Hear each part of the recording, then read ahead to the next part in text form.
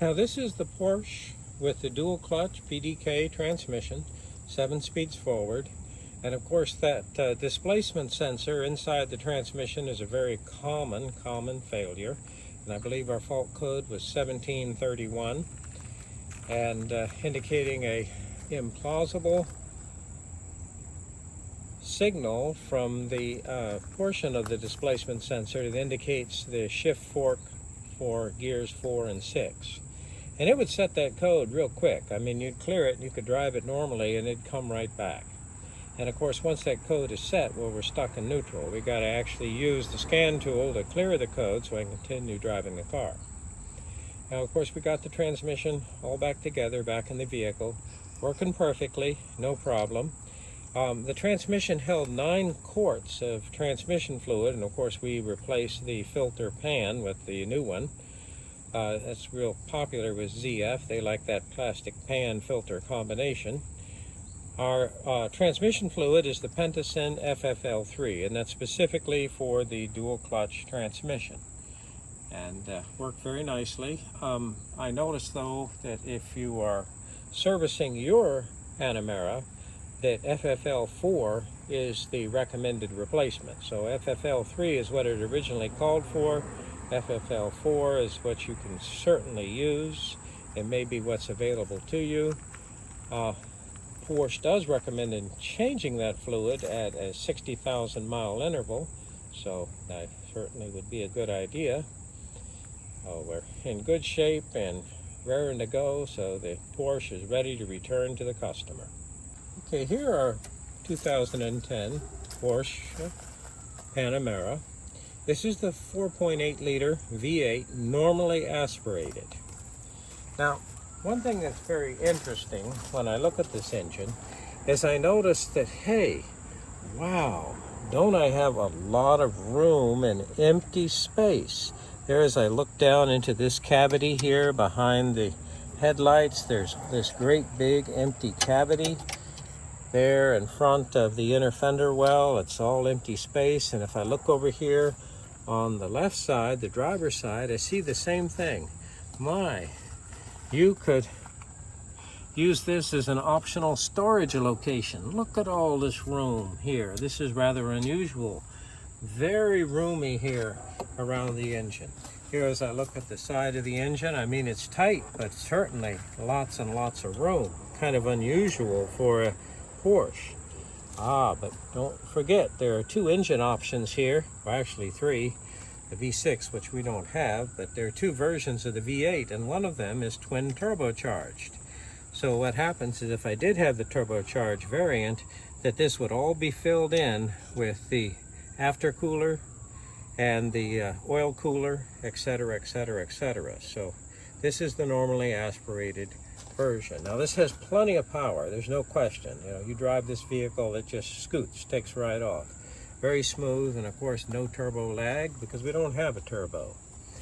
This is obviously coil on plug, ignition with direct fuel injection. Now it does have a electric in-tank fuel pump, and the fuel filter is actually in the fuel tank. It's not something that has a recommended change interval, but let's face it, after 200,000 miles, it's probably going to need it. The high pressure fuel pump is actually driven by the camshaft and is actually back here at the rear of the engine.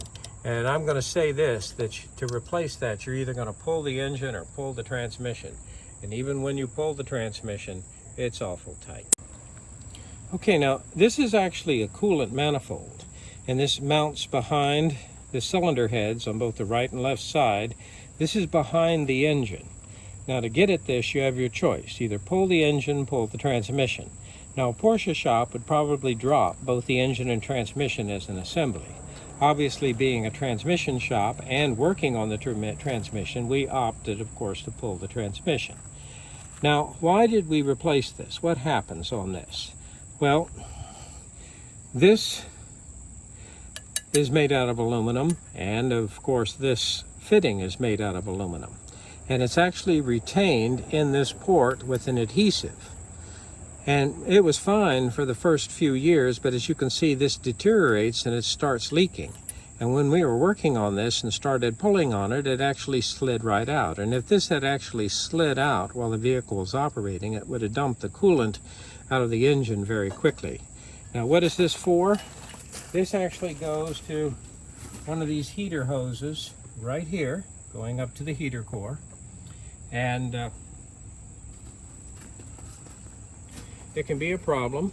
This was rather reasonably priced from Porsche. We bought it directly from Porsche, and we bought the updated version that instead of having a pressed-in nipple, or I should say a retained-in nipple with some type of adhesive, they have a new threaded type nipple, so there's no chance that it's going to leak. And of course, obviously, when you replace this, you're replacing the gasket that goes behind these. And don't forget to get yourself an O-ring. There's an O-ring that goes in this nipple right here. And that's something that if you own a Porsche with the either the turbocharged or the normally aspirated V8, you know exactly what we're talking about. So between this rear manifold and the adhesive coming out and dropping the nipple for the heater core hose. Also, we have, of course, the water pipes going from here. Of course, they don't attach here. Actually, one of these water pipes goes to one of these pipes here. The other end of the water pipe goes into the back of the thermostat water pump housing, and that's going to be there towards the front of the engine. And of course, I'll have to remove the intake manifold and then work here in the front of the engine to get that. We didn't have to do that on this vehicle, just the back. Okay, so we've gone considerable amount of mileage on this vehicle. It's a 2010, first year of the Panamera, say that right. And so after 12 years, I guess maybe 12 years, it was time, and it's ready to go another 10, 11, 12 years.